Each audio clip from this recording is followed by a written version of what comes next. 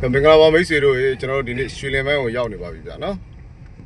ဆိုတော့မနေ့ကကျွန်တော်တင်ထားတဲ့ပေ80လမ်းပေါ်ကပေ80 60အယောင်းလေးကိုတစ်ချက်သွားကြည့်ကြမှာဗျာနော်ကျွန်တော်တို့လည်းအတူတူသွားကြည့်ကြအောင်ဒါကျွန်တော်တို့ရွှေလင်ပိုင်း20နဲ့23ကြားတဲ့ဘုံအောင်ကျော်လမ်းပါဗျာနော်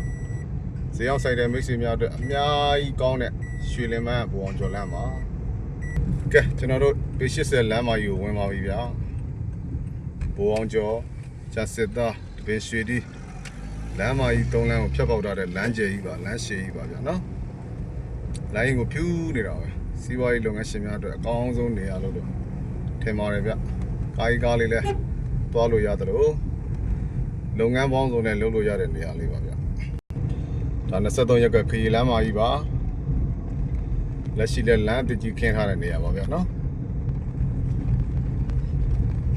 အဆောင်ရက်ွက်လို့တောင်ခေါ်လို့ရပါတယ်စက်မှုဇုံတွေပတ်ချလဲဝိုင်းနေတဲ့နေရာအဆောင်လေးပေါ်တဲ့နေရာလူဦးရေထူထပ်တဲ့နေရာပါဗျာနော်ရောက်ပါပြီဗျာပေ80 60ပေါင်းမဲ့2ဆောင်1000ခွဲကွက်ကိုရောက်ပါပြီဗျာကြည့်လိုက်ကြမှာနော်ကဲဒီမှာပါဗျာပေ80 60ပေါင်းမဲ့2ဆောင်1000ခွဲညီနာအော်တိုင်းကပ်ပြီးသားတဲပို့ပြီးသားတခါတည်းစောက်လုပ်ငန်းတန်းလုပ်လို့ရတဲ့နေရာလေးပါဗျ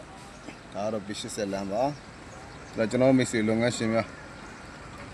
လာရောက်လေးလာနိုင်ပါတယ်ဗျာနေရာကောင်းလေးမို့လို့လည်းလမ်းမြင်ပါဒီနေ့တေလေးတို့ညာကို6ရောက်ဆက်သွယ်လို့ရပါတယ်ကဲနေရာကောင်းလေးမှာကြိုက်တယ်ဆိုတော့ကျွန်တော်မိတ်ဆွေတွေလာရောက်လေးလာလဲပါဗျာနော်အားလုံးကျေးဇူးတင်ပါတယ်